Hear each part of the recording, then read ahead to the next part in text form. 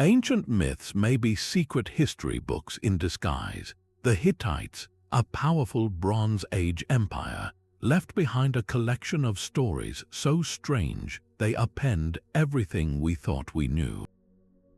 These are not simple fables, but cryptic puzzles carved into clay. We are about to investigate 30 of their most baffling myths. This journey will challenge the very foundations of our historical knowledge, from the dawn of civilization to the true nature of the gods. You will discover a forgotten world where a king's legitimacy came from a goddess's whisper, and a missing deity could freeze the entire earth in place. How did a myth about a stone giant nearly destroy the cosmos? And why did they practice a ritual that placed a doomed substitute king on the throne? What do you believe is the most startling secret the ancient world has kept from us? Our journey begins with a myth so raw and primal it feels less like a story and more like a geological event. The Kumarbi cycle opens with a rebellion in heaven. Anu, the original sky god, ruled from his celestial throne, but his son Kumarbi coveted that power. This was not a polite challenge. In a cataclysmic battle, Kumarbi did the unthinkable. He attacked Anu, and to secure his victory, he bit off his father's genitals and swallowed them. This act of violent usurpation is shocking enough, but the consequences were even stranger. From the spilled seed, new gods were born, including the storm god Teshub, who would himself become a central figure. This bizarre narrative of castration, consumption, and divine birth presents us with our first major puzzle. We have heard this story before. In Greek mythology, the god Cronus overthrows his father Uranus, the sky, by castrating him with a sickle. The similarities are undeniable and profound. They point to a shared origin, a common mythological ancestor from a time before the Hittites and Greeks became distinct peoples. This means the stories we consider classically Greek have roots stretching back into the deep Bronze Age, rewriting the timeline of how ideas flowed across the ancient world. So what are we really hearing in this violent tale? Is it pure metaphor, a way to explain the chaotic transfer of power from one generation to the next, where the son must violently consume the father to claim his authority? Or could it be a distant, distorted echo of real history? Could the overthrow of Anu by Kumarbi represent the fall of a very old prehistoric kingdom, its gods reflecting the rulers of a forgotten empire whose name is lost to time, but whose story of rebellion was too powerful to ever be forgotten? From this divine rebellion, we descend into a conflict of a different scale, a battle against a primordial force of chaos. The storm god Tahana, a figure of immense power, faced his greatest adversary not in the heavens but in the form of a colossal serpent, Ilyanka. This was no ordinary monster. Its very name, meaning serpent or dragon, evokes a creature of immense coiling power, a being of pure disorder that threatened the very fabric of the world. What is truly fascinating is that the Hittites did not tell just one story of this epic struggle.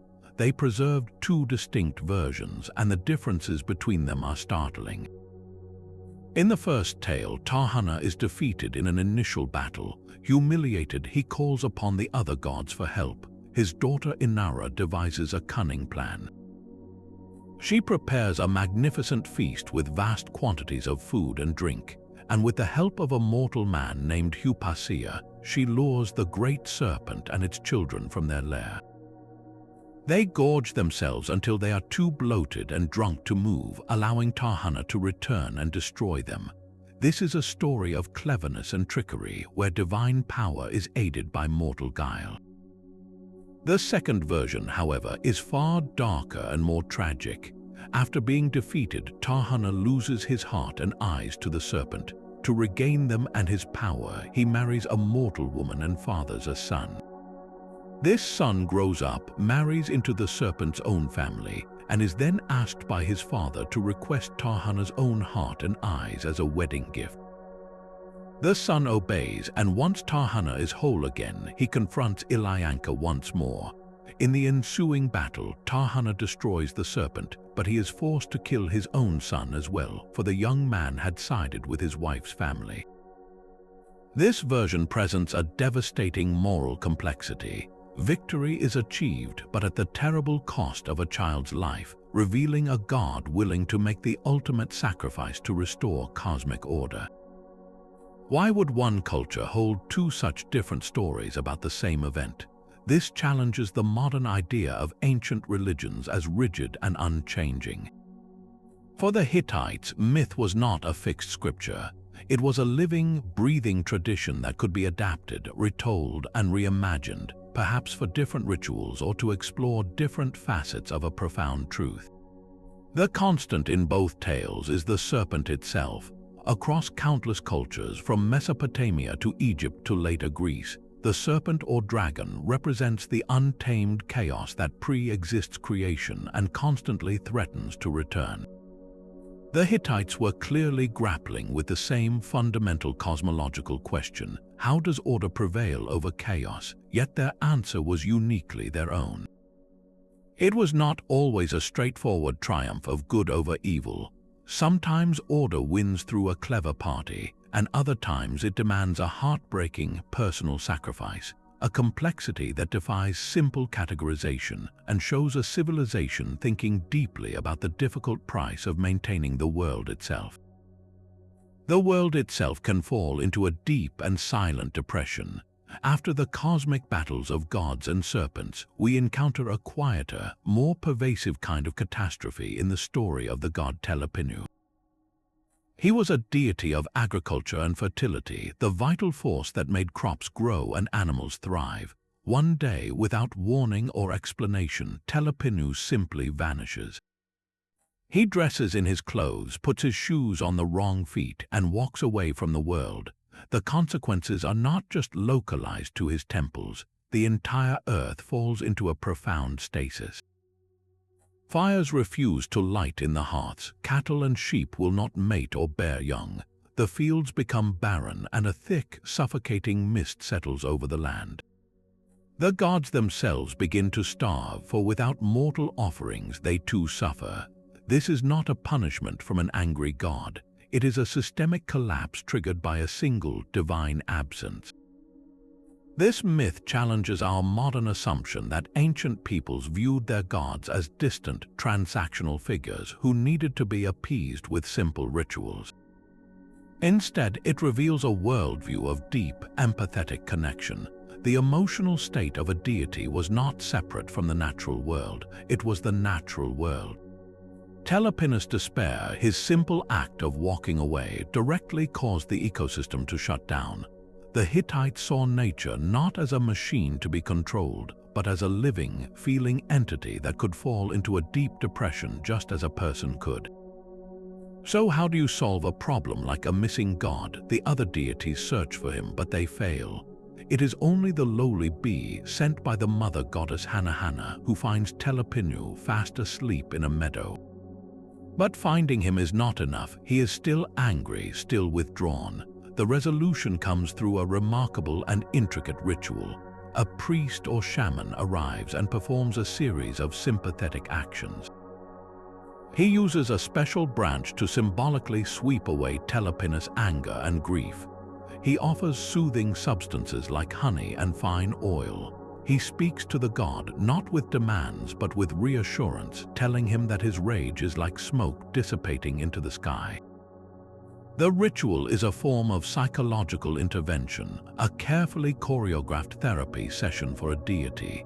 This provides a stunning window into Hittite psychology. They understood that balance, whether in society or in nature, was fragile. It was not just a matter of performing the right technical actions like planting seeds correctly. It required maintaining a harmonious emotional and spiritual state. If a god could be so emotionally overwhelmed that he abandoned his post, then the entire system was vulnerable to his feelings. This reveals a concept of ecological and social balance far more complex and nuanced than we often grant to the ancient world. They saw the universe as an interconnected web of life, spirit, and emotion. where a single moment of divine sorrow could freeze the entire earth in its tracks. But this divine connection was not reserved for gods alone. It could reach directly into the halls of power and reshape a kingdom. One of the most startling documents ever found is the so-called Apology of Hattusili III. This is not a myth in the traditional sense, but a royal proclamation from a king who seized the throne. Yet it reads like a personal epic, a life story woven with the threads of divine will. Hattusili did not inherit his crown, he took it from his nephew. In the brutal world of Bronze Age politics, this was usurpation, an act that could shatter a realm's stability. So Hattusili wrote his defense, and he grounded his entire claim to legitimacy not in his army or his political skill, but in the lifelong personal favor of the goddess Ishtar.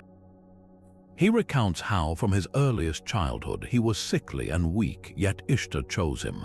She appeared to him in dreams, guided his path, and repeatedly saved him from political and physical danger. She did not just protect the office of the king, she protected Hattusili the man personally and relentlessly.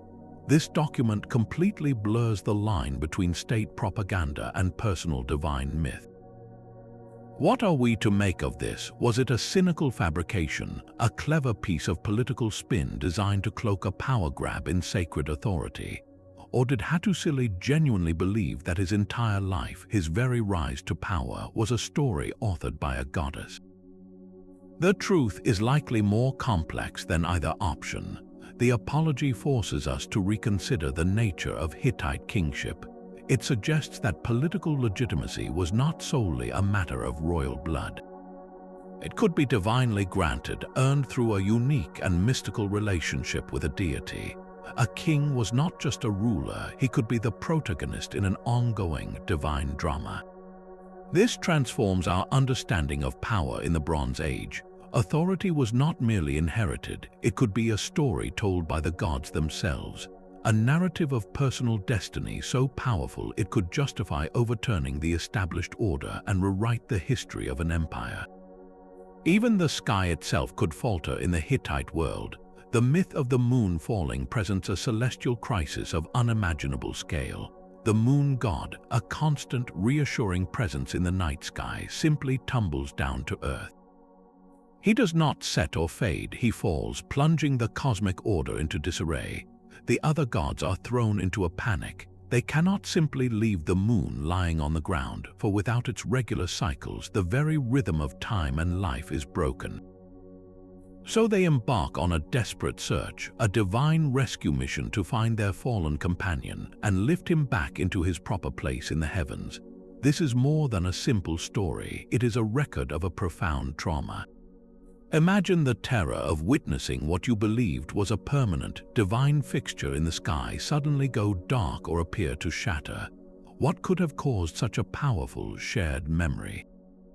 This bizarre event may not be pure fantasy. It could be the encoded memory of a real, catastrophic astronomical event. A spectacular meteor shower with countless stars seeming to rain down could easily be interpreted as the moon shattering. An unusually dark and prolonged lunar eclipse where the moon turns a deep, ominous red and seems to vanish from the sky could be seen as the moon god being wounded or dying. For a culture that saw the gods in every natural force, such an event would not be a mere curiosity. It would be a direct assault on reality itself, a crack in the foundation of the cosmos that had to be explained and healed through story. This myth fundamentally challenges our view of ancient astronomy. It shows that the Hittites were not just passive observers of the stars. They were active interpreters of a cosmos they believed was alive, conscious, and frighteningly vulnerable. The stability of the world was not a given. It was a delicate balance maintained by the gods, and if one of those gods could fall, then the entire system was fragile. The ritual of searching for and restoring the moon was not just a symbolic act. In their view, it was a necessary cosmic repair job, a way to actively participate in holding their universe together, ensuring the moon would continue to rise and with it the order of their world. Even the most powerful empires worried about the fate of ordinary families. In the tale of Apu, we step out of the celestial realm and into a profoundly human story. Apu is a man who has everything wealth can buy, a vast estate, herds of cattle, and overflowing storehouses. But he is miserable, for he has no son to carry on his name. His wealth feels hollow, his life incomplete. He and his wife weep and pray to the gods, who finally take pity on them. The sun god himself instructs Apu on a special ritual, and in time his wife gives birth not to one son but two. The gods, however, bestow upon them names that are not just labels but destinies. The first is named just and the second is named unjust. From the moment they are born, their lives are defined by this fundamental opposition. This simple setup is a monumental shift in our understanding of Hittite culture. Here is a myth not about cosmic battles or divine kings, but about a wealthy farmer, his longing for an heir, and the moral conflict between his children. It reveals a society deeply concerned with social justice, family ethics, and the problems of everyday people. The story validates the struggles of commoners, suggesting their personal dramas were important enough to be woven into the sacred fabric of their mythology. The true conflict begins when the brothers grow up. Just, true to his name, is honest, hardworking, and respectful. Unjust is lazy, deceitful, and arrogant. The myth does not present a simple fable where good is rewarded and evil is punished. Instead, it descends into a painful and realistic legal drama. Unjust repeatedly brings false lawsuits against his brother, dragging him before the judges. He lies and manipulates the system, and through his clever deceptions, he successfully steals Just's inheritance, leaving him destitute. For a long time, justice is not served. The good brother suffers and the wicked brother prospers. This is a startlingly sophisticated ethical dilemma for an ancient text. It openly acknowledges that the world is not always fair, that corrupt people can game the system, and that virtue does not automatically lead to reward.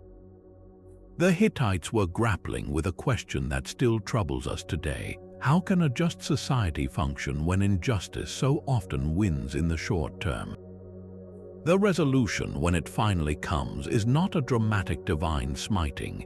It is a process. Just, in his despair, prays to the sun god for a hearing. He pleads his case not with force but with a demand for procedural fairness. The sun god, acting as a divine judge, finally intervenes. He sees through the lies and restores the stolen property to its rightful owner. The myth ends with a sense of order re-established, but the memory of the injustice lingers. This story challenges the very notion of good and evil as simple, opposing forces. Unjust is not a monster, he is a flawed man who makes selfish choices. Just is not a perfect hero, he is a victim who relies on faith and the proper functioning of divine law. The conflict is not between light and darkness, but between integrity and corruption within the complex web of family and society. The Hittites understood that morality was a fragile construct, one that required constant vigilance, fair judges, and the enduring hope that, in the end, the sun god would see the truth.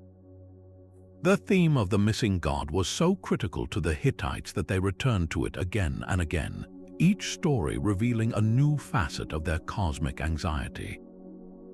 In another profound myth, a different deity, the sun god, vanishes from the sky. His disappearance is not an act of anger, but one of profound grief and withdrawal.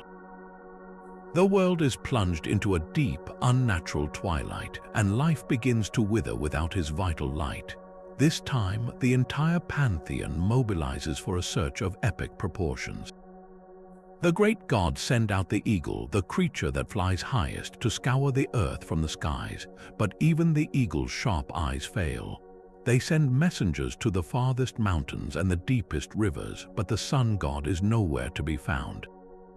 The gods are desperate, helpless without their celestial anchor. Their solution is both humble and brilliant. They summon the smallest of their servants, the bee.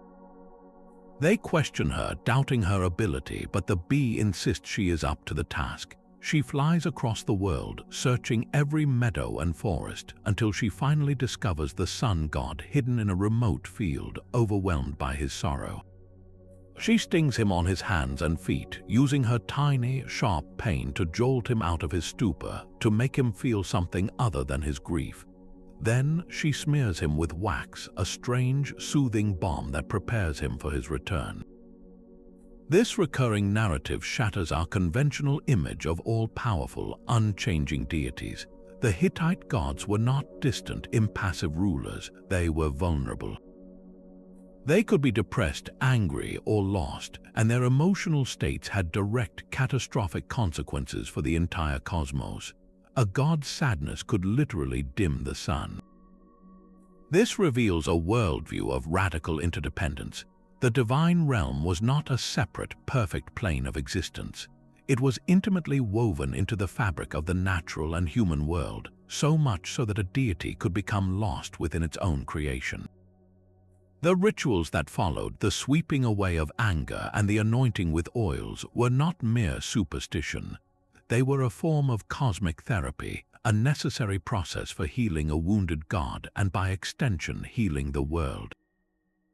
Why would a civilization conceive of its gods as being so fragile? It suggests they saw the universe itself as a living, feeling entity, a system that required constant emotional and spiritual maintenance.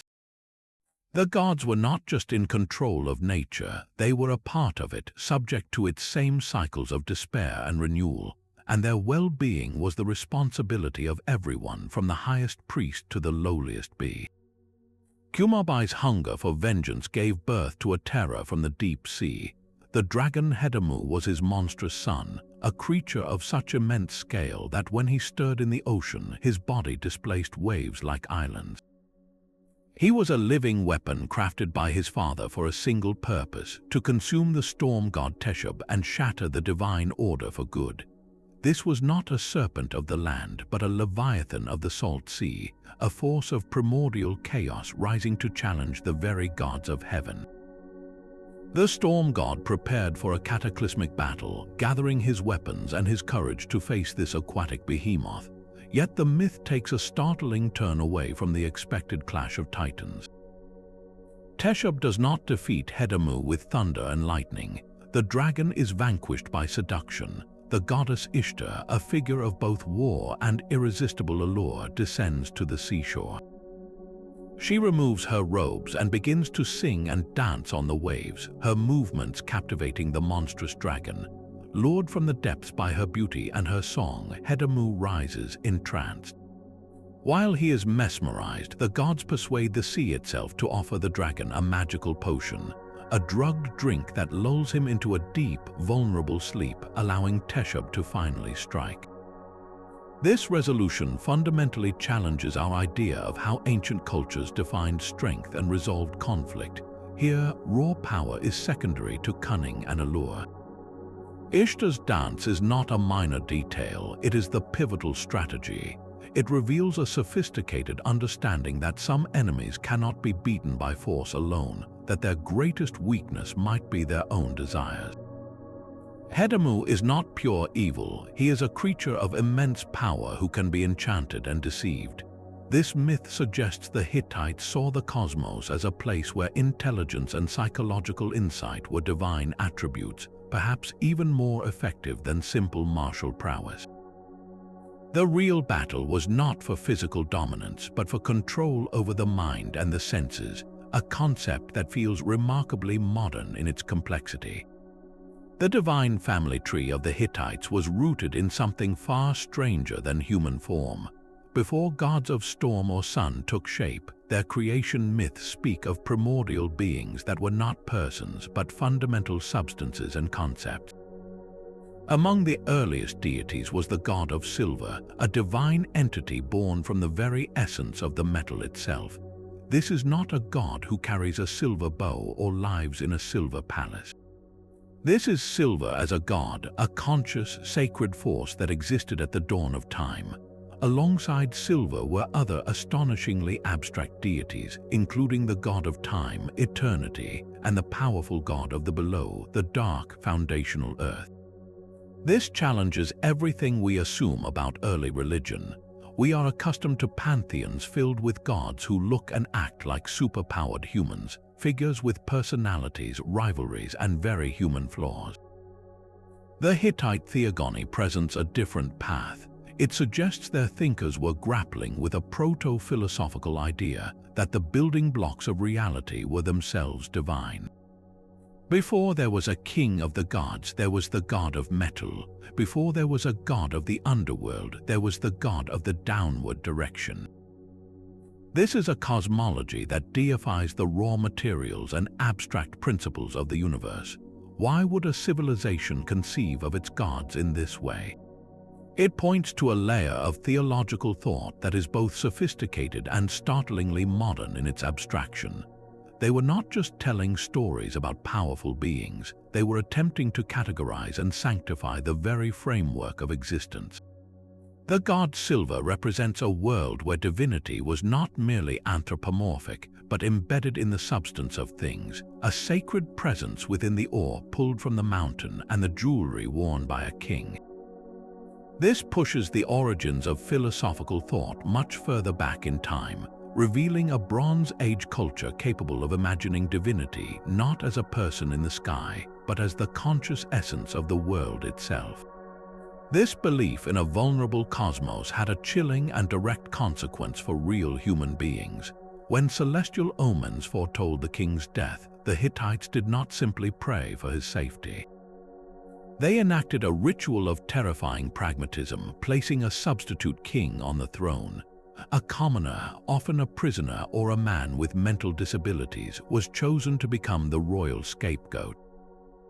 He was dressed in the king's own robes, fed the king's food, and given the king's name. For a brief, surreal period, he was treated with all the reverence and power of the true monarch. He lived in the palace, issued commands, and performed rituals, all while the actual king hid in the shadows, referred to only as the farmer waiting for the danger to pass. The purpose of this elaborate charade was to deceive the gods and the fates. The omens, it was believed, could not tell the difference between the real king and his temporary double. They would see a king on the throne and direct their lethal fate toward him. After the predetermined time had elapsed, once the celestial threat was judged to have passed, the ritual reached its grim and inevitable conclusion. The substitute was not simply sent home. He was ritually killed, often along with his wife, who had played the part of the queen. Their death served as the final, bloody payment to satisfy the divine wrath, absorbing the curse meant for the true ruler and cleansing the kingdom of its impending doom. This practice forces us to abandon any romanticized view of ancient monarchy. Here, myth was not a distant story. It was an operating manual for survival with immediate, lethal power. The king was not just a political leader, he was the living embodiment of the state's covenant with the gods. His personal safety was synonymous with national stability. If a prophecy said he would die, the entire kingdom was effectively under a death sentence. The sacrifice of one innocent life was, in their view, a tragic but necessary transaction to save thousands and preserve the cosmic order. This ritual reveals a world where the line between symbolic myth and brutal reality was terrifyingly thin. The story of a god dying and returning, a theme we see in the myths of Telopinu, was here acted out with human lives. The substitute king was a temporary, mortal god who had to die so that the true king, and by extension the entire nation, could live. It was a dark, desperate form of magic, proving that for the Hittites, the stakes of their mythology were never just spiritual, they were a matter of life and death for everyone. Sometimes the most baffling myths are the ones that seem to make no sense at all. A story from the Hittite archives tells of the sun god who one day finds himself in a predicament. He is crossing a body of water when he suddenly drops something precious, a sacred token or part of his own divine essence, into the depths below. He cannot retrieve it himself, so he calls for help. First, he summons a great fish from the water, but the fish fails. Then he calls upon a cow, a creature of the land, but the cow is equally useless in this aquatic task. Finally, in desperation, the sun god calls a simple fisherman. This humble mortal succeeds where the animal powers failed, diving down and recovering what was lost. As a reward, the sun god elevates the fisherman and his descendants, granting them a special status, while the fish and the cow are seemingly cursed, forever bound to their limited natures. To a modern mind, this is a bizarre and almost nonsensical sequence. Why would a god need a fisherman's help? Why are a fish and a cow, both naturally suited to elements of this task, the ones to fail? The narrative logic completely escapes us. This is where our modern search for a clean, allegorical meaning hits a wall. We want the myth to be a neat parable where the fish represents one thing and the cow another, leading to a clear moral lesson. But the Hittites were not writing Aesop's fables. The value of this story likely was not in its plot, but in its performance. This was probably an etiological myth, a story performed during a specific ritual to explain and validate the origins of a particular social custom. Perhaps it was recited during the initiation of a new priest from a certain family line, the fisherman's descendants cementing their right to that role.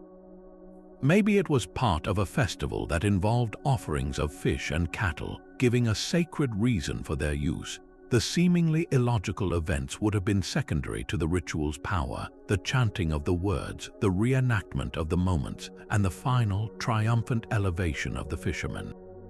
This forces a profound shift in how we approach these ancient texts.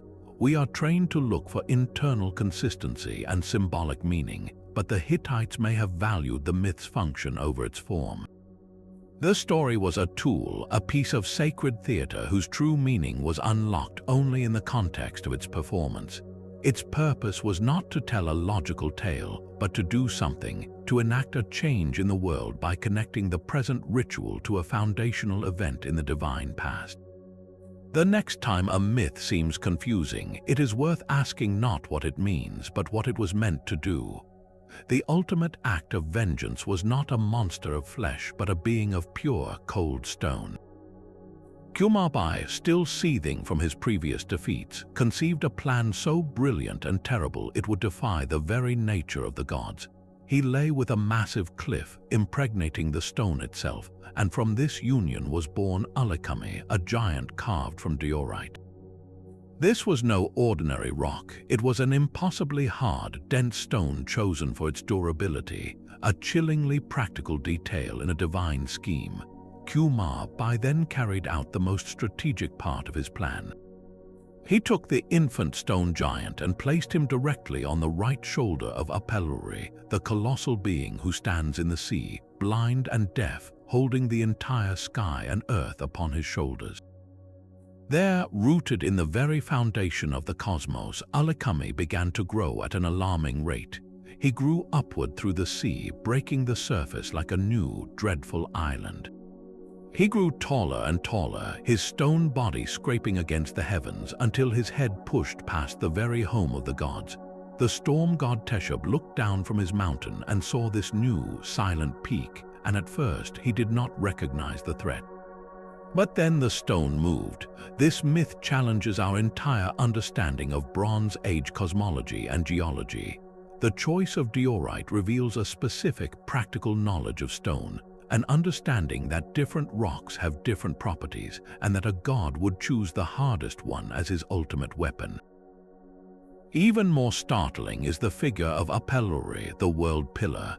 The idea of a single entity holding up the sky is a concept we find in Norse mythology with Yggdrasil or in Greek tales of Atlas, but here it is, fully formed in the Hittite world, suggesting a shared, ancient Indo-European understanding of the cosmos as a physical structure that could be tampered with. The battle that follows is a catastrophe of cosmic proportions. Teshub rides out in his chariot, his sacred bulls straining against the harness, and he unleashes his storms upon the stone giant. The winds howl, the lightning strikes, but the bolts simply glance off Alakami's polished diorite skin. The giant continues his silent, implacable growth, unmoved and unharmed. Teshub's sister, Ishtar, then attempts her previous strategy, the seductive dance that vanquished the dragon Hedamu. She climbs the growing giant, singing and dancing on his stony body, but it is utterly useless.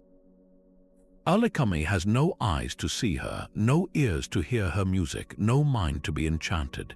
He is a being of pure purpose, an anti-god immune to the very tricks that define the previous divine order. The gods are thrown into a panic. Their greatest weapons and their most cunning wiles are worthless against this rising pillar of stone. The entire cosmic order, the hierarchy of heaven itself, is on the verge of being crushed into dust. The solution, when it is finally discovered, is as brilliant as Kumabai's initial plot. In their desperation, the gods seek out the ancient wisdom of E, the god of wisdom and magic. E goes to the foundation of the world, to the patient, enduring Apelluri, and he asks him if he is aware of the massive stone giant growing on his shoulder. Apelluri, who has borne the weight of the universe for eons, simply replies that he did feel a slight pressure on his right side. This moment of understated revelation is breathtaking. E then asks for the ancient tool that was used to separate heaven from earth at the dawn of time. He is given the copper cutter, the primordial blade that shaped the cosmos. With this ultimate instrument, he does not attack Alchemy's body directly. Instead, he slices through the giant's feet, severing his connection to the world pillar. Robbed of his foundation, the diorite giant topples, crashing down from the heavens, his threat finally neutralized. This is not a story of brute force winning the day. It is a story about knowledge, about using the original tools of creation to perform a kind of cosmic surgery. The myth presents a layered universe where the oldest gods hold the keys to the newest problems, and where the greatest threat is not chaos or emotion, but something far more terrifying, an entity that is completely and utterly indifferent to everything the gods represent. Even the memory of a world-drowning flood was carved into Hittite clay. Their version of the deluge is eerily familiar, yet its differences are just as revealing as its similarities. A man, his name lost to time, is warned by a compassionate God that the divine council has made a terrible decision. Humanity is to be utterly wiped out. But unlike the Mesopotamian story, where the gods are angered by the noise of people, the Hittite tablets give no clear reason for this genocide. The motivation is a chilling blank space. A god simply takes pity on one man, whispering the secret of the coming catastrophe and instructing him to build a great boat to gather his family and to bring the seeds of all living things. The flood arrives, a terrifying, indiscriminate punishment, and the man survives, floating on the endless waters until the world is made new. This missing reason is a profound mystery. Why would a civilization record a story of divine annihilation without explaining the crime? It suggests that for the Hittites, the core of the story was not humanity's sin, but the gods' capricious nature and the fragile thread of mercy. The flood was not a moral lesson, it was a simple, terrifying fact of cosmic history. The existence of this myth, alongside the older Mesopotamian versions, shatters the idea of a single, original flood story that spread unchanged. Instead, we see a powerful, primal memory being adapted and retold by different cultures, each one shaping it to reflect their own understanding of the gods and humanity's place in the world. The Hittites were not just copying a tale, they were making it their own, and in doing so, they left us with a haunting question. What if the greatest catastrophe requires no reason at all, but simply the whim of powers we can never truly understand? These stories were not just recited, they were physically lived. The annual festival of the warrior god transformed the entire Hittite capital into a stage for divine drama. For days, the city was consumed by a powerful sequence of rituals, each one a reenactment of a sacred myth. The king himself would take on the role of the warrior god, leading a procession of priests, soldiers, and citizens in a symbolic journey that retraced the deity's legendary exploits. At the heart of the festival lay a carefully choreographed ritual combat, a mock battle where the king, embodying the god, would confront and defeat a chosen opponent who represented the forces of chaos. This was not mere theater, It was a civic duty, a necessary performance that everyone participated in, either as an actor in the procession or as a witness in the crowd. The myths provided the script, and the people, led by their king, became the cast. The line between the story and the state function completely vanished. What we would classify as separate categories, religion, politics, and entertainment, were for them a single, unified act of maintaining the world. After the symbolic victory, the entire community would share in a great feast, consuming food and drink that had been offered to the gods. This communal meal was the final, essential act of the ritual, cementing the social bonds that held the kingdom together. It reinforced the idea that the king's power was not just political but divine, and that every citizen had a role to play in supporting that sacred authority. The festival demonstrates that Hittite mythology was not a set of beliefs to be contemplated, but a reality to be performed. The stability of the state, the favor of the gods, and the very turning of the seasons depended on the successful execution of these mythic scripts year after year. It challenges our modern separation of church and state, of sacred story and secular practice, revealing a world where myth was the ultimate operating system for civilization itself. The gods of the Hittites did not always speak Hittite. One of their most profound myths, the epic of the missing god Telepinu, arrived in their archives not as an original composition, but as a translation. The clay tablets are carefully inscribed in the Hittite language, but a scribe left a crucial note, a colophon, revealing its true origin. This story, he writes, is a word of the Hurrians. And the Hurrians, in turn, had inherited it from the even more ancient Akkadians of Mesopotamia. This single myth is a cultural palimpsest, a story written over multiple times by different civilizations. It shatters the romantic notion of a pure, isolated cultural tradition. The Hittites were not creating in a vacuum. They were voracious collectors, translators, and adapters, actively seeking out the sacred stories of their neighbors and rivals, then making them their own. Imagine a royal library where scribes did not just copy texts, but actively translated the gods themselves, changing names and adjusting details to fit their own theological landscape. The Mesopotamian god of wisdom, became the Hittite Aya. The Hurrian storm god Teshub was seamlessly integrated into the Hittite pantheon as Tarhana. This was not plagiarism. It was a form of intellectual and spiritual diplomacy, a way to absorb the power and prestige of older, revered civilizations. Anatolia was not a land of isolated tribes. It was a grand crossroads, a Bronze Age melting pot where ideas, stories, and gods traveled along trade routes with merchants, in the saddlebags of diplomats, and in the minds of captured scribes. This forces a complete redrawing of our mental map of the ancient world. The flow of culture was not a one-way street from the so-called cradles of civilization out to the barbarian periphery. It was a complex, multi-directional exchange. A myth born in the city-states of Akkad could travel north to the Hurrian kingdoms, be translated and adapted there, and then journey west to the Hittite capital of Hattusa, where it would be copied once more, now serving the spiritual needs of an empire. This layering of influence challenges the very foundation of how we assign ownership to ideas. Can we truly call it a Hittite myth, or is it a global myth that the Hittites curated and preserved? Their greatest theological insights were often found in the sacred stories of others, which they refined and repurposed to answer their own existential questions about a fragile cosmos and the vulnerable gods who ruled it. A god's mace could be just as holy as the god himself. In the Hittite worldview, the tools of divine power were not merely possessions. They were living extensions of the divine will, possessing their own names, their own personalities, and their own right to receive worship. We find hymns and rituals dedicated not to the storm god Tarhana, but to his mace.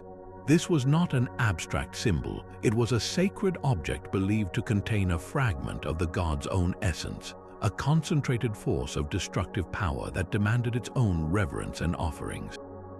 The weapon was a partner in the cosmic struggle, an entity that could be invoked, thanked, and appeased independently of the deity who wielded it.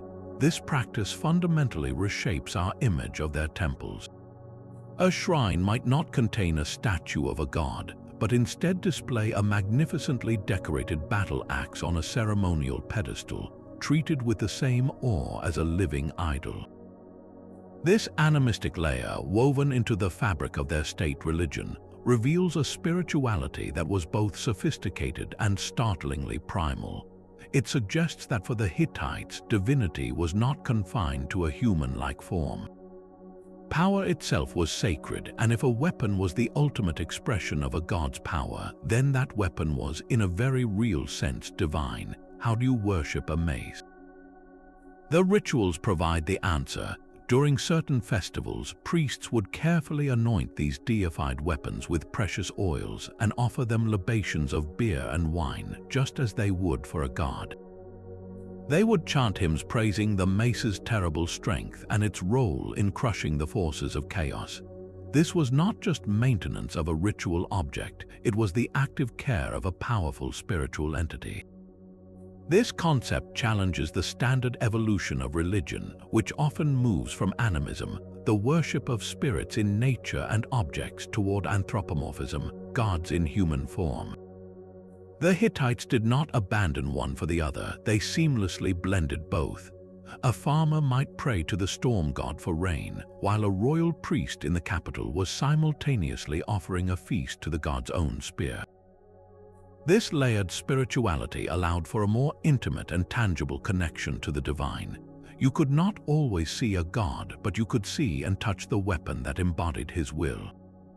It was a religion that found the sacred not only in the heavens, but in the forged metal and carved wood of the tools that shaped their world, a reminder that the most profound power could reside in the object held in your hand.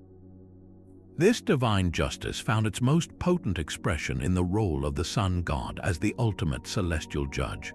Far from being a distant figure of pure power, he was the all-seeing eye who presided over oaths, witnessed treaties, and delivered verdicts from his heavenly court. When two kings made a pact, they did not just sign a clay tablet, they called upon the sun god to watch over their agreement. They believed he could see into the hearts of men, discerning truth from falsehood with perfect clarity. This transforms our understanding of Hittite diplomacy. Their extensive international treaties were not merely political documents, they were sacred contracts underwritten by a divine legal system. To break an oath was not just a political misstep, it was a cosmic crime that would summon divine retribution.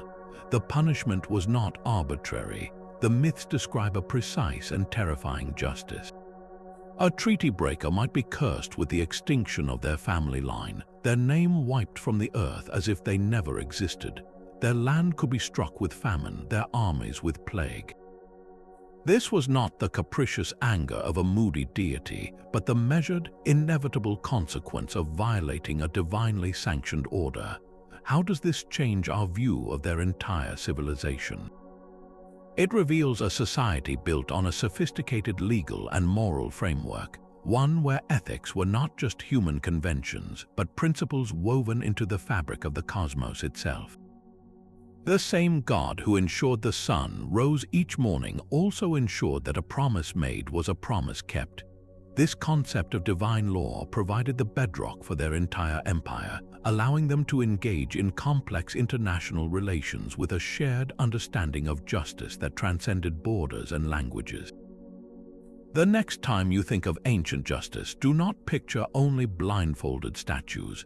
Picture the sun god high above, his light illuminating every secret and holding the world accountable to its word. The Queen of Kanesh was a ruler who understood that true power often moves in whispers, not just in declarations of war. Her story, preserved on ancient tablets, is a remarkable blend of myth and what appears to be veiled history, centered on the city of Kanesh, a crucial early center of Hittite culture. This is not a narrative about a passive consort, but a tale of active, intelligent female leadership that upends our simplistic view of women in the ancient world. The queen faces a dire threat, a crisis that could destroy her city, and the myth details her deliberate, cunning response. She does not raise an army herself, nor does she simply wait for a male hero to save her. Instead, she uses her wisdom and her unique access to the divine to orchestrate a solution, demonstrating a sophisticated grasp of politics, ritual, and psychology. Her power is not derived from her husband, the king, but from her own inherent capabilities and her role as a crucial intermediary between the human and the divine. What does this tell us about the reality for women in the Hittite elite? The very existence of such a myth, where a queen is the undisputed protagonist of a complex political and spiritual drama, suggests that women could occupy positions of immense influence. This was not a society that automatically sidelined female voices. A woman in the royal court could be a strategist, a religious authority, and a leader in her own right.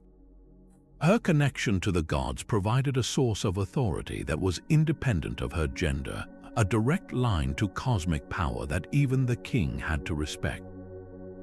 The story of the Queen of Canaanite forces us to discard the outdated assumption that all Bronze Age societies were uniformly and oppressively patriarchal. It reveals a more nuanced social landscape, where a woman's agency could be celebrated in myth precisely because it was a recognized, potent force in the real world. Her legacy is a quiet challenge carved in clay, a testament to the forgotten queens who ruled, advised, and saved their kingdoms through intellect and divine favor. When the sun set and the world plunged into darkness, a different kind of divine court came to life. The Hittites believed that certain problems were simply beyond the reach of the daytime gods. For these intractable crises, they turned to the deities of the night and the underworld, summoning them through rituals of profound and eerie power. One specific text details the ceremony for evoking the gods of the night. A ritual practitioner would prepare an offering of bread and beer under the starry sky, then speak an incantation into the night air, calling upon these shadowy powers to bear witness. He would ask them to bring back a lost person, to reveal a hidden truth, or to locate a stolen object, tasks that required knowledge hidden from the sunlit world. This was not a fearful act of appeasing demons. It was a practical, almost bureaucratic, appeal to a different department of the divine government, one that specialized in secrets, lost things, and the mysteries of the unseen. This practice fundamentally shatters the simple heaven versus hell dichotomy we often project onto ancient religions. The Hittite cosmos was not a two-tiered system of light and dark, good and evil. It was a complex, multi-layered reality with specialized deities for every realm and function. The gods of the night were not evil counterparts to the gods of day. They were essential partners in maintaining cosmic balance, holding jurisdiction over everything that happened when the sun was gone. They were the divine investigators, the finders of lost causes, the masters of dreams and omens that surfaced in the dark. Why would a civilization develop such a sophisticated division of divine labor? It reveals a worldview where darkness was not an absence to be feared, but a potent, active force to be engaged. The unknown was not a void, it was a realm teeming with its own unique forms of power and consciousness. A problem that baffled the sun god might be child's play for the gods who saw by starlight and moved through dreams. This ritual demonstrates a stunning theological pragmatism. The Hittites were not dogmatically loyal to one set of gods. They would appeal to whichever divine authority was best suited to the task at hand. If you needed to find a missing child, you did not petition the storm god of thunder. You called upon the silent, all-seeing gods of the night. This challenges our modern tendency to categorize ancient beliefs as simplistic.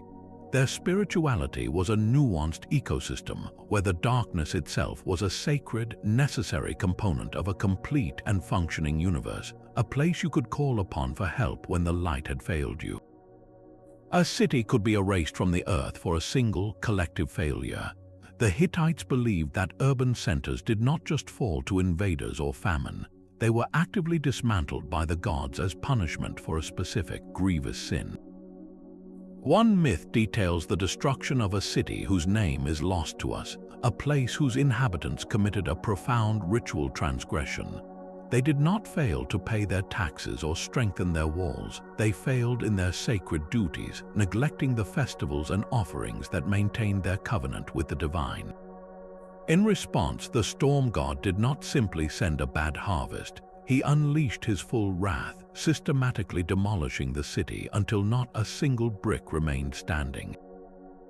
The myth is terrifyingly precise, describing how the gods turned the city upside down, rendering it a desolate mound, a warning to all who came after. This is not a story about military strategy or economic collapse. It is a story about cosmic justice on an urban scale. It forces us to reconsider why Bronze Age cities were, in fact, abandoned. Modern archaeology often points to material causes, a prolonged drought, a shift in trade routes, or the arrival of a new enemy. But the Hittites themselves offered a different explanation, one written in the language of theology and morality. For them, a city was not just a collection of buildings and people, it was a spiritual entity. Its survival depended not only on grain stores and soldiers, but on its ritual purity and its correct relationship with the gods. A single collective sin, a broken ritual, could sever that relationship and call down annihilation. How do we reconcile these two views, the material and the theological? They are not necessarily in conflict. Imagine a city struck by a devastating plague. A modern historian would analyze bacteria and public health. A Hittite priest would see the plague as the symptom, not the cause, the physical manifestation of a deeper spiritual failure, perhaps the anger of a god whose temple had been neglected. The myth challenges the purely materialist narrative by insisting that the ancient people themselves understood their history through a lens of divine justice. The rise and fall of cities was not a random sequence of events. It was a moral drama where human actions had direct cosmic consequences. The next time you look at the silent, earthen mound of a lost city, you are not just seeing the remnants of walls, you are looking at what the Hittites believed was a divine verdict. Even the gods could be put on trial. The Hittite divine assembly was not a gathering of all-powerful beings who answered to no one. It was a celestial court, a parliament of deities who lived by a strict code of laws, and breaking those laws could lead to a terrible sentence, banishment from the company of the gods. These myths of divine punishment shatter the common image of an infallible, omnipotent pantheon. Instead, they depict a society of powerful beings who were deeply flawed, subject to jealousy, pride, and error, and who held their own members accountable. A god who committed a serious crime, whether it was theft, murder, or a grave breach of divine etiquette, could be arrested, tried, and exiled, stripped of their status and cast out from the heavenly community. This concept is staggering. It means the Hittite gods were not above the law, they were the law, and they were bound by it themselves. Their justice system mirrored the very human legal codes found on Hittite clay tablets, with judges, witnesses, and prescribed punishments. Why would a civilization imagine its gods as being capable of such profound failure? It reveals a worldview where the cosmos was governed by principles of order and accountability that transcended even the deities. The gods were not the ultimate authors of morality. They were its most powerful and visible enforcers, and if they violated it, they too would face the consequences. This creates a divine realm that feels less like a perfect heaven and more like a reflection of the Hittite royal court, with all its complex politics, rivalries, and the constant need to maintain balance through a shared understanding of justice. The banishment of a god was not just a story, it was a theological statement, a way of saying that no power, not even a divine one, is absolute, and that the cosmic order itself is the highest authority of all. A mortal could marry a goddess, but the cost of that love was a grief beyond words. The story of the hunter Kessi is a heartbreaking exploration of this forbidden boundary. Kessi was no king, no great warrior. He was a man of the wilderness, living by his skill with the bow. Yet he caught the eye of a goddess, and she, defying the cosmic order, chose to become his wife. They built a life together, a union of human and divine that seemed to promise a new kind of harmony, but this harmony was built on an impossible foundation. The goddess was eternal, while Kessi was bound by time. As the years passed, the hunter began to age. His hair turned gray, his strength faded, and the vigor of his youth slipped away. His divine wife, however, remained exactly as she was on the day they met, forever young, forever radiant. This physical transformation became a silent, agonizing chasm between them. The myth does not present this as a sudden catastrophe, but as a slow, creeping tragedy. The goddess still loved her husband, but she could no longer bear to look upon his decaying form, a constant, painful reminder of the mortality she had willingly embraced. The story forces us to ask a profound question. What is the true nature of love when one partner is bound to wither and die, and the other is condemned to watch unchanged for all eternity? The resolution is as devastating as it is inevitable. The goddess cannot reverse his mortality, and she cannot share it. Her only choice is to leave, to return to her immortal kin, abandoning the mortal world and the man she loves. Kessi is left alone, not just a widower, but a man who has tasted divinity only to have it cruelly snatched away, his human frailty now more painful than ever. This is not a myth about divine power or cosmic order. It is a myth about the fundamental incompatibility of two different states of being. It complicates our entire view of Hittite religion, revealing a deep, empathetic understanding of the most human of emotions, love, loss, and the bitter pain of watching a loved one fade. Their gods were not cold, distant rulers. They were beings capable of a love so profound it could lead them to share a mortal life, and a grief so deep it could force them to abandon it. The story of Kessi suggests that for all their rituals and cosmic battles, the Hittites understood that the greatest chasm in the universe was not between order and chaos, but between the fleeting and the eternal, a divide that not even love could truly bridge. The gods did not speak in long, flowing sentences. They communicated through a language of signs, a cryptic code that only the most skilled priests could decipher. Thousands of clay tablets survive, not as epic poems, but as meticulous records of questions and answers. Should the king launch a campaign to the north? Is the queen's illness a sign of divine displeasure? Will the harvest be abundant this year? For every critical decision, the Hittites turned to their gods through a rigorous process of divination, using a system of oracle texts that transformed their mythology from a set of stories into a living, breathing diagnostic tool. This was not a matter of passive belief. It was an active, relentless interrogation of the divine will. Priests would perform elaborate rituals, often involving animal sacrifice, and then pose a series of carefully crafted yes or no questions to the gods. The answer was not heard but observed. It might be found in the peculiar shape of a sacrificed sheep's liver, in the flight path of a bird, or in the movements of oil on water. Each sign was a word in the god's reply, and the myths were the essential dictionary used to translate it. If the liver showed a specific mark, the priest would not just see a blemish. He would recall the story of the vanished god Telepinu and ask, is this a sign of divine anger that has withdrawn its favor? If the oil swirled in a particular pattern, he might remember the battle against the stone giant Alikami and interpret it as a warning of a slow, grinding threat that requires ancient wisdom to overcome. This practice fundamentally redefines what we mean by ancient religion. Faith was not an abstract internal state, it was a continuous, dynamic conversation. The myths provided the precedent, the case law from the divine realm that helped them understand why a god was angry or what action might restore balance. A military defeat was not just a strategic loss, it was a symptom of a broken relationship with a deity. and the oracle texts were the diagnostic procedure to identify the exact spiritual cause and prescribe the correct ritual cure. This turns the entire pantheon into a council of specialists. You would not ask the sun god about a problem with the foundations of a temple. You would consult the gods of the earth below. The oracle texts reveal a world where every aspect of reality, from a king's headache to a national famine, was part of an ongoing dialogue with a cosmos that was constantly sending messages. The real challenge was not believing the gods existed, but correctly reading their intentions before it was too late. A god could be held hostage by geography.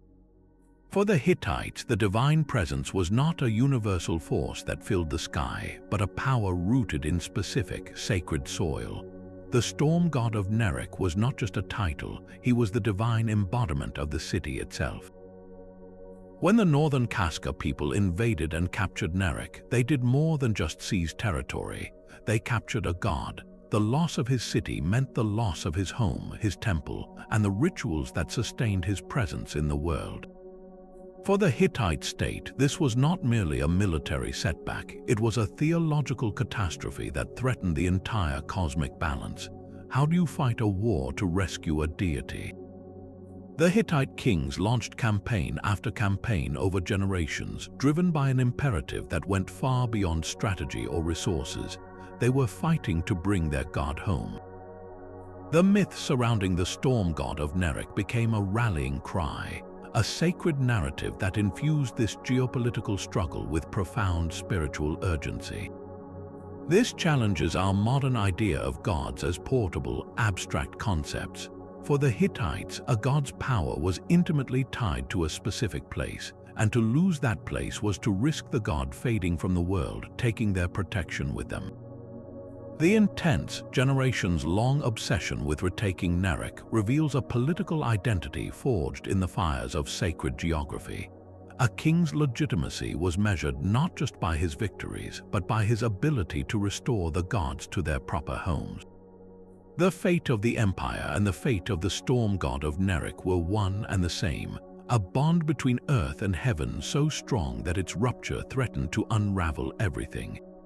A poor man's voice could reach the highest court of all. In a story that feels startlingly modern, a humble, destitute man suffers a terrible injustice at the hands of a wealthy landowner. He is cheated, robbed, or perhaps his family is harmed, the details of the crime lost, but the core of his powerlessness remains. He has no army, no political connections, no wealth to bribe a judge. In the rigid hierarchy of the Bronze Age, his fate would seem sealed, an insignificant life crushed by the powerful. Yet this man does not simply accept his lot.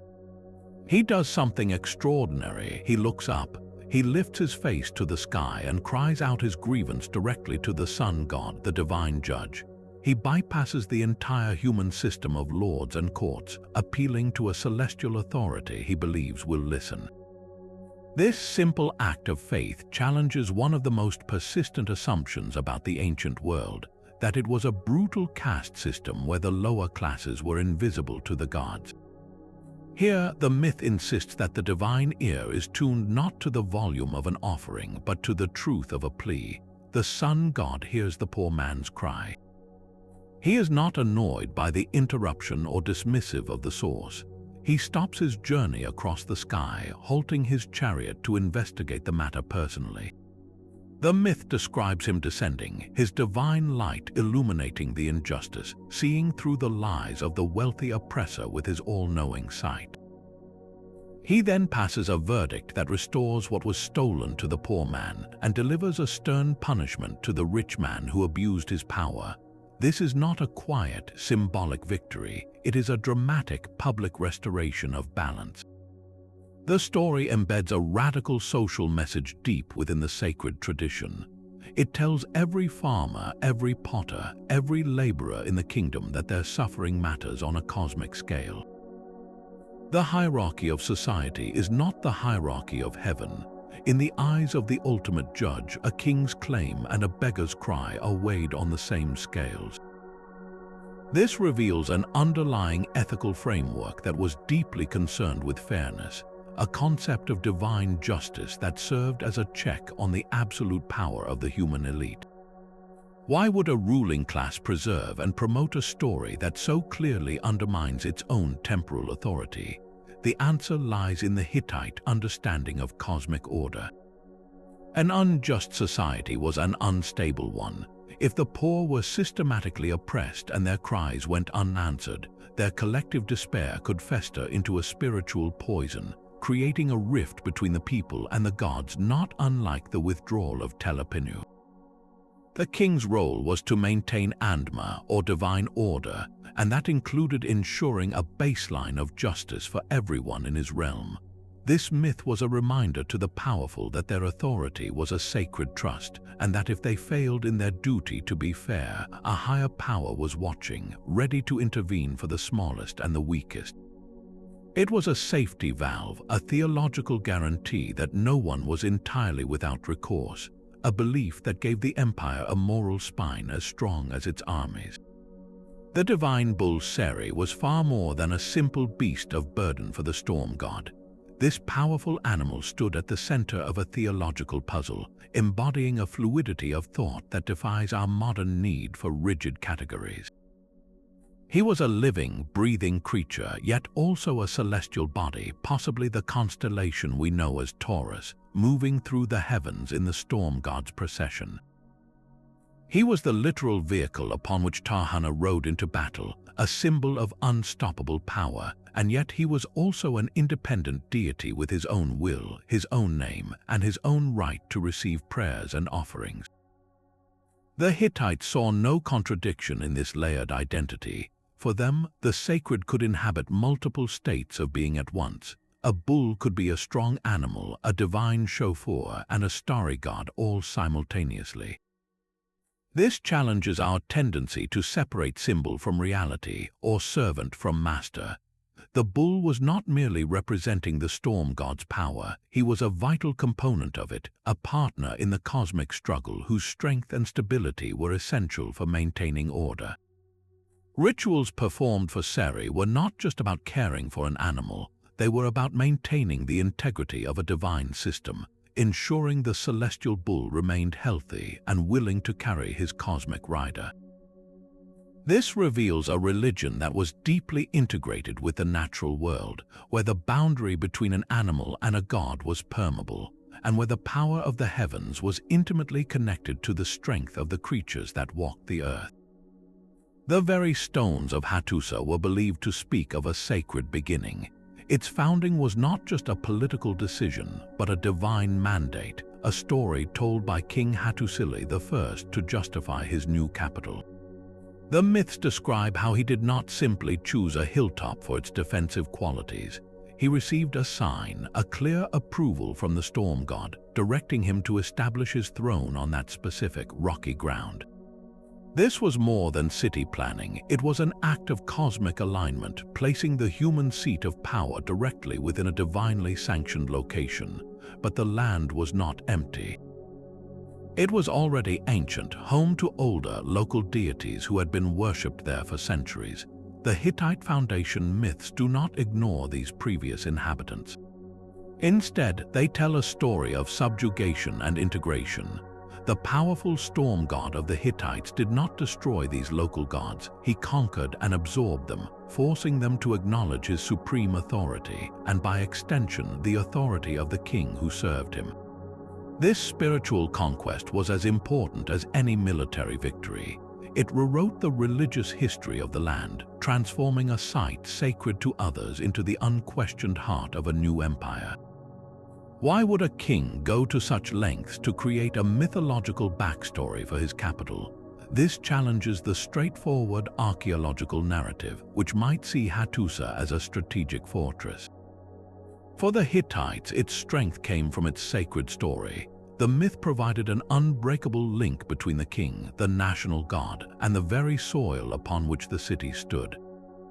Every wall, every temple, every street was a physical manifestation of that divine covenant. The founding of Hattusa was presented as a reordering of the world, a ritual that cleansed the landscape of older, competing spiritual claims and established a new, centralized cosmic order with the Hittite king at its center. This was the ultimate act of political legitimization, written not on parchment but in the language of the gods themselves. This primal horror reaches its peak in a myth that strips away all comfort, the story of a god who devours his own child. We are far from the world of heroic battles or even tragic sacrifices. This is a tale of pure, unadulterated desperation, a cycle of consumption that reveals a chilling void at the heart of existence. The myth begins with a great famine. The gods themselves are starving, their divine forms withering from a lack of offerings, for humanity below is also suffering and cannot feed them. In their escalating panic, the deities search for a solution, a scapegoat to bear the burden of their hunger. They seize the son of one of their own, a young god, and they bring him before the assembly. What happens next is almost beyond comprehension. The gods, in their collective frenzy, do not simply kill the child, they eat him. His own father, driven by the same maddening hunger as the rest, participates in this cosmic cannibalism. The act is meant to absorb his power, to use his very substance to sate their endless need, but the horror does not end there. The father god is then consumed by an all-consuming grief and guilt. He cries out for his son, demanding to know where he has gone, as if the terrible act has already been erased from his memory by the trauma of committing it. The other gods cannot bear to tell him the truth directly. Instead, they reply with a cryptic, devastating statement. They say that his own inner self, his own heart and mind, demanded this of him. The responsibility is placed back upon the devourer himself, making the crime even more intimate and inescapable. Why would a civilization tell such a terrifying story? It completely demolishes any notion of ancient mythology as a collection of simple, moral fables. This is not a lesson. It is a confrontation with a universe that can become so broken, so devoid of order, that even the gods resort to the most primal violation imaginable. The myth presents a cosmos without a safety net, where the divine rulers are not wise guardians, but terrified beings capable of absolute atrocity when their own survival is at stake. It forces us to see their pantheon not as a symbol of perfect order, but as a reflection of the same raw, desperate impulses that can surface in any society facing extinction. The cycle of violence is not resolved, it is simply absorbed, leaving a permanent scar on the fabric of the divine world. This story is a stark reminder that the past was not a simpler time, and its myths were not always meant to comfort. They were also designed to terrify, to warn, and to document the very darkest possibilities of a universe where even the gods could lose their way completely. Their own gods could be fragile, but the deities of their neighbors were a source of deep, personal dread. We find this fear etched into a collection of spells known as the incantations against foreign gods. These were not myths in the traditional narrative sense, but rather practical, emergency manuals for spiritual defense. When a Hittite fell gravely ill or a series of misfortunes struck a household, the diagnosis could be startling. The problem was not always a displeased Hittite god. It could be the malicious work of a foreign deity, a hostile power from a neighboring land that had followed a trader home or hitched a ride with a returning soldier. This practice completely upends the idea that the Hittites simply absorbed every god they encountered into a peaceful, blended pantheon. They were keenly aware of otherness, of divine powers that did not play by their rules and owed no allegiance to their king. A god from Egypt or Mesopotamia was not automatically a new friend.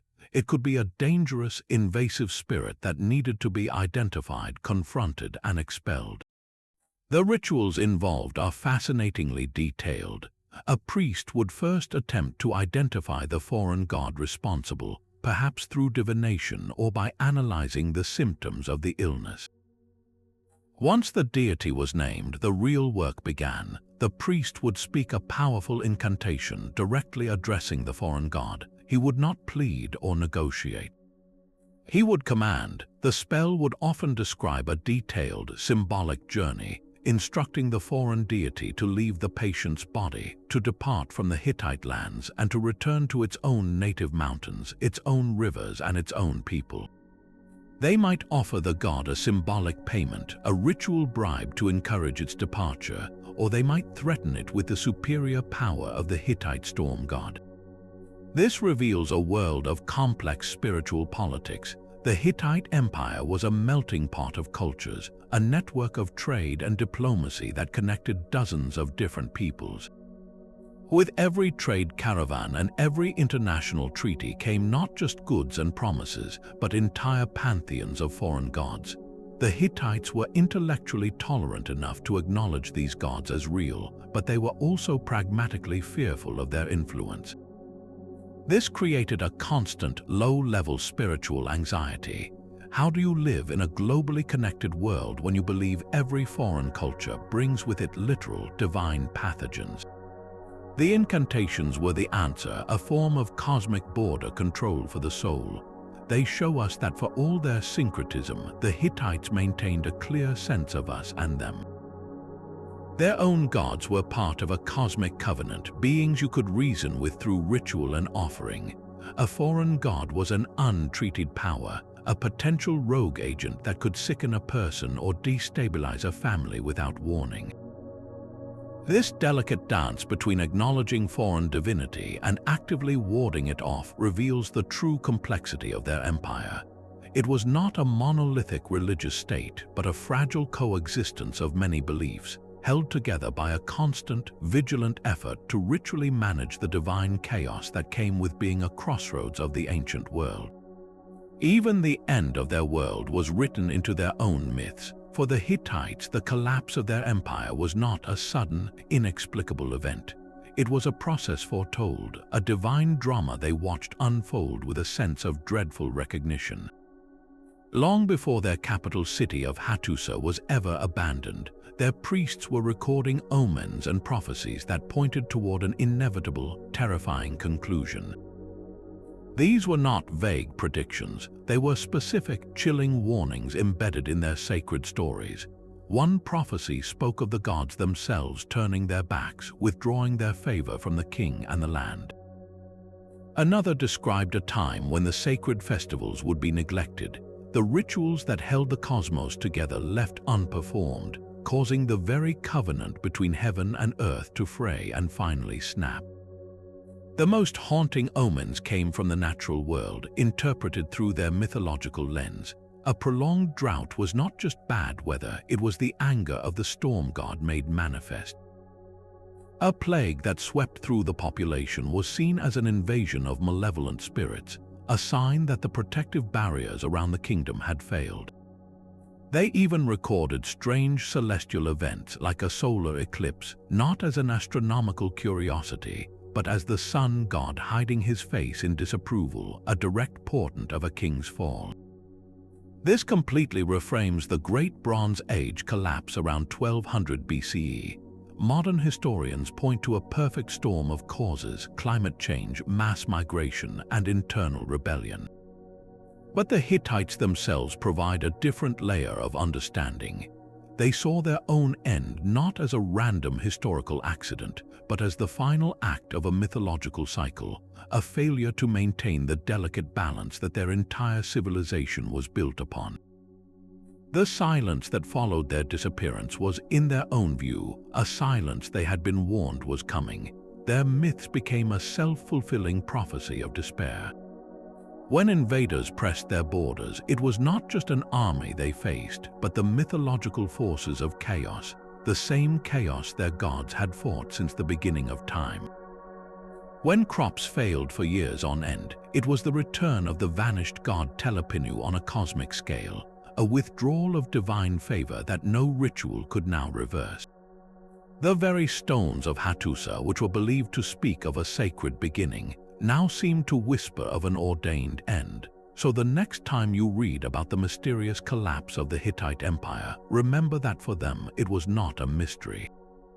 It was a story they had been telling themselves for generations, a tragic narrative where the gods slowly closed the book on their own creation, leaving behind 30 myths as their final, haunting testament.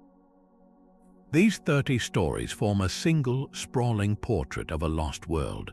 From Kumabai's violent ascent to the sun god's unwavering justice, each myth forces us to abandon simplistic views of the ancient past.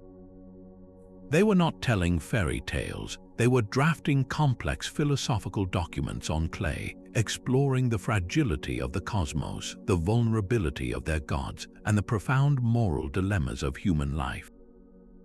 These narratives challenge the very foundations of what we think we know about history, religion, and the origins of human thought.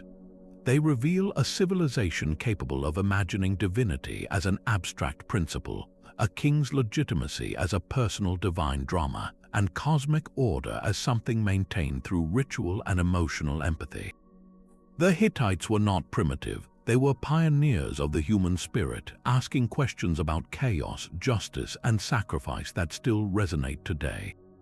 So the next time you hear an old myth, listen closely. What other hidden truths are waiting in the stories of forgotten civilizations locked away in the dust of time? Which of these Hittite mysteries shook your understanding of the past the most? Let us know in the comments below, and subscribe to keep unraveling the world's greatest historical secrets with us.